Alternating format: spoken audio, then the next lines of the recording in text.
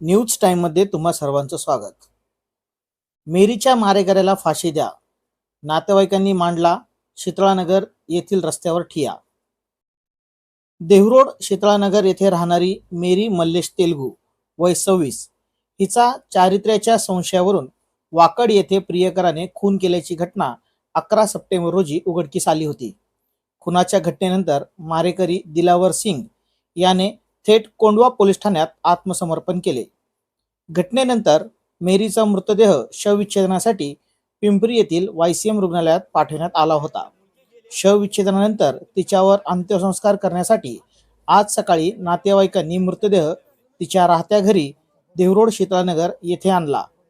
परंतु या दुर्दैवी घटनेनंतर संतप्त झालेल्या नातेवाईक तसेच रहिवाशांनी क्रूरपणे मेरीची हत्या करणाऱ्या आरोपी दिलावर याला फाशीची शिक्षा द्यावी, मेरीला न्याय द्या या मागणीसाठी जवळपास 2 तास शीतळानगर येथील रस्त्यावर ठिय्या मांडला.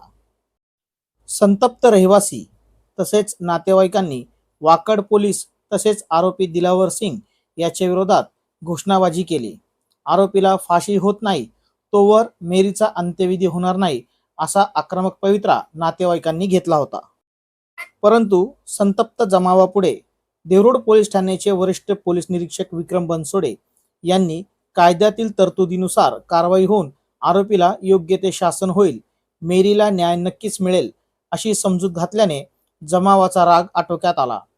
वाकड पोलीस ठाण्याचे वरिष्ठ पोलीस निरीक्षक शत्रुघ्न माळी यांनी देखील जमावाची समजूत काढत योग्य दिशेने तपास सुरू असून आरोपीला कठोर शासन होण्याबाबत पोलीस प्रयत्न करीत आहेत याची हमी दिली.